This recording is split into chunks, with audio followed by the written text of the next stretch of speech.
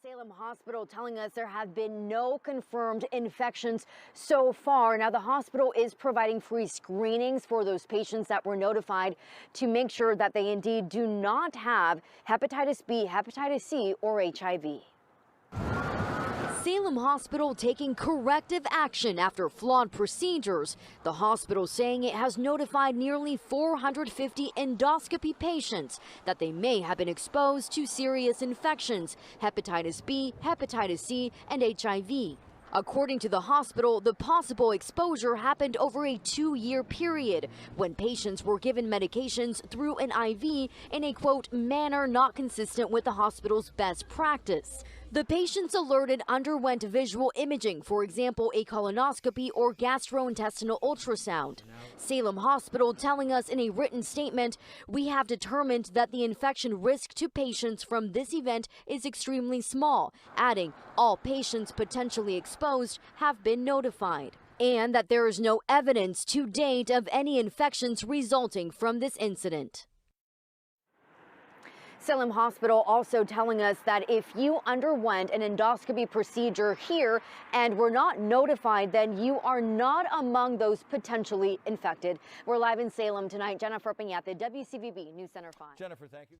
An alarming report about a superbug fungus here in Nevada. Federal health officials have identified southern Nevada as the region with the highest number of cases of potentially lethal fungus called Candida auris. The superbug is resistant to common antibiotics and can be a major risk for hospital and nursing home patients. The CDC tracked and found in 2022, Nevada had 16% of the country's cases of the superbug, followed by California and Florida. Since August of 2021, more than 1,000 people in southern Nevada have been infected with the fungus and 100 people have died. It spreads easily and can infect wounds, ears, and the bloodstream. Some strains are so-called superbugs that are resistant to all 3 classes of antibiotic drugs used to treat fungal infections. And for more, let's bring in doctors Terrence Ferguson and Bernard Hodges, veterinarians and co-stars on National Geographic's Critter Fixers. Doctors, thank you both for being on. I know a lot of pet owners are really concerned right now. So, Dr. Ferguson, let's start with you. What do we know about this illness, and how concerned do you think dog owners need to be right now? Well, definitely right now it's a mystery. Going through this season, we often have a lot of respiratory disease that we have in dogs, but, having one that we're not quite sure about kind of, changes things. We have to try to figure out how do we treat these things, how severe they are, or, how they're spreading. Dr. Hodges, this illness can be deadly if left untreated. So what symptoms specifically do dog owners need to keep an eye out for, and what do you do if you start noticing them? So we definitely want to kind of look out for any kind of, excessive coughing, eye discharge, if we start to have a fever, difficulty breathing, any nasal discharge or lethargy.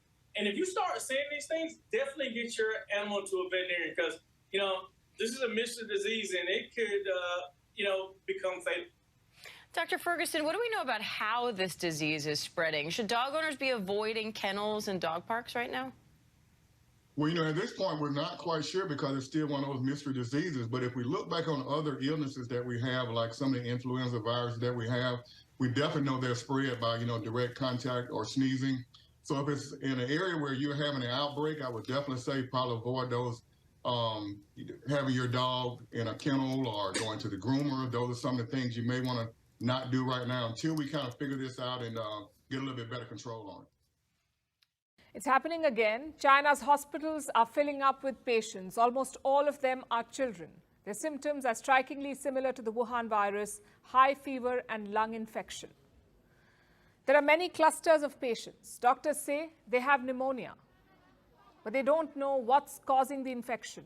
Is this a new variant of the Wuhan virus? Is it a bacterium or a new disease altogether? As always, China is not being transparent. So parents in China are worried. In one instance, they were heard asking authorities if they're covering up another outbreak. So not just the rest of the world, even the people of China do not trust their government. Children are doing their classes from hospitals. Take a look at this.